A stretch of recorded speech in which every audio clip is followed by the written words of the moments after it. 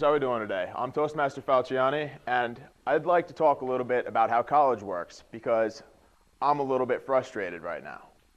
First off, who all's got a smartphone? If you got a smartphone, go ahead and pull it out. And I'm going to need 2 volunteers with a smartphone. Toastmaster Jones, you don't need to come down, but can you do me a favor? I want you to look up what the average life expectancy was in 1950. All right? 1950. Toastmaster Fierro, can you look up the formula for growth, the mathematic formula for growth? Thank you. And go ahead and raise your hand when you get the answers to those questions. All right. How do we learn in college? Well, let's go back to the beginning of the Citadel. In 1842, a bunch of cadets went into a classroom. A teacher gave a lecture. They took notes. 100 years later, 1942, cadets went into a classroom. Teacher gave a lecture. All right, we got an answer. I'll come back to you with that. Cadets took notes. 2007, 2013, what do? We go into a classroom, a teacher gives a lecture, and we take notes. It's a little different now. Now we have the option to take notes on computers. I still do it the old-fashioned way, though, on pen and paper.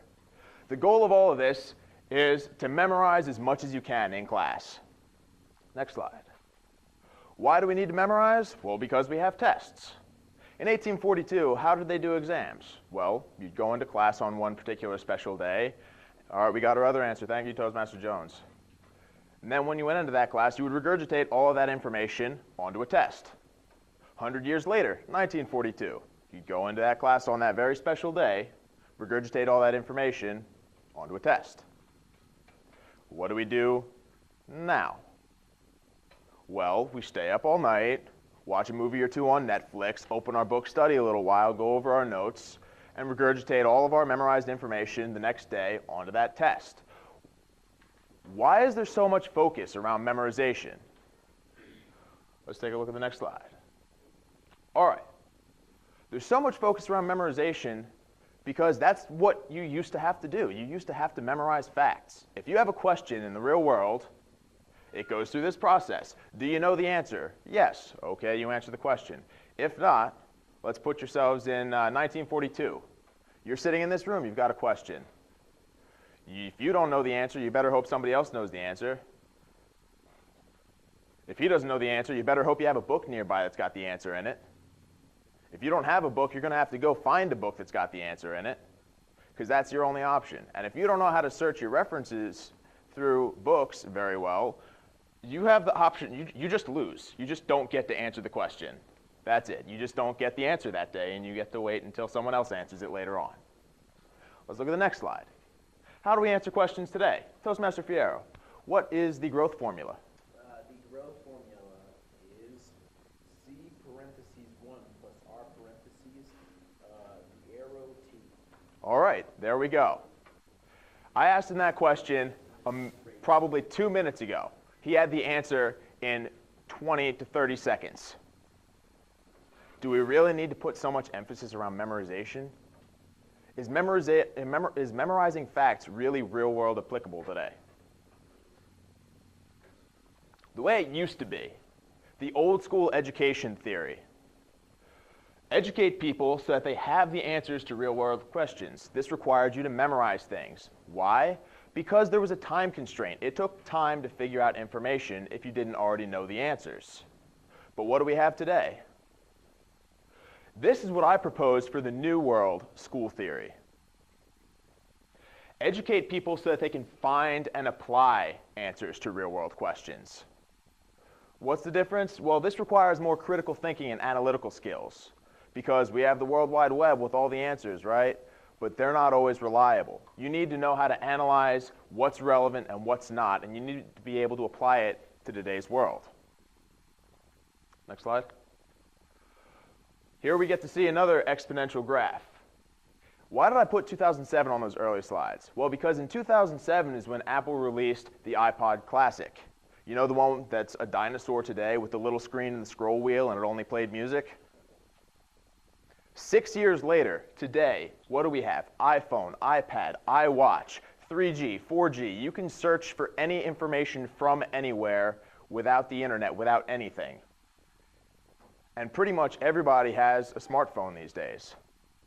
Memorization is irrelevant these days. All you need to do is be able to apply these theories that you can find on the internet. Moore's law states that within 20 years from now, we will have 1,000,000 times the technology that we have today, because we literally double our technology every single year. Next slide. This is what should have happened. As soon as the internet came out, when the entire way that we all learn changed, education should have changed. Did it? No. We still learn via lecture. They still ask us to memorize this information and come back into a classroom and regurgitate it onto a test. That is a complete waste of everyone's time. They need to update the education system. The world's moving forward. Technology's moving forward. Why is education not moving forward?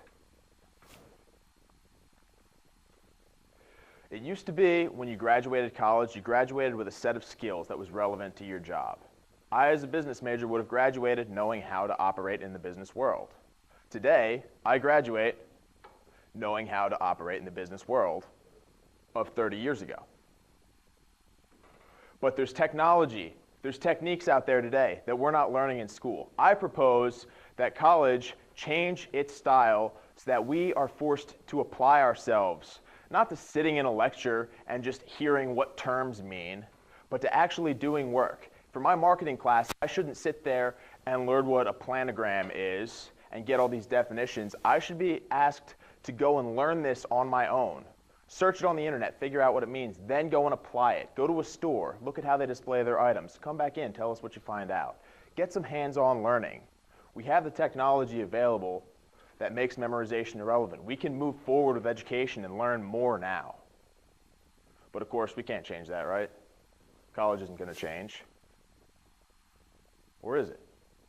We're the college students. Think about it. The college is here to teach us. So if we want things to change, shouldn't we be able to tell them that? We can. We can tell them that we want it a different way. We don't want the same techniques that the Citadel started with in 1842. We want today's education. We want to be able to function in the world today. Education's a scam. You hear that a lot these days. That's because we're paying so much money just to hear facts that we can look up in 30 seconds on the internet. Education should force you to learn more, to do more. But they don't know that, because we won't tell them that. We just settle for complaining about the way things are, and we just deal with it. But if you go out there and you tell your professor you want to learn a different way. Ask your professor if you can do something a little bit extra for some extra credit. Maybe go out, call a business executive, find out how he does things, and then come back and bring that to your professor. Tell him how the real world works. Maybe they'll change. Doesn't hurt to ask. We ought to change the education system, because those coming in from high school, those that are in elementary school right now, already know how to operate touchscreen technology better than I do. College is going to be irrelevant to them. So let's change it. Let's tell them we want it a different way. Thank you, Toastmasters.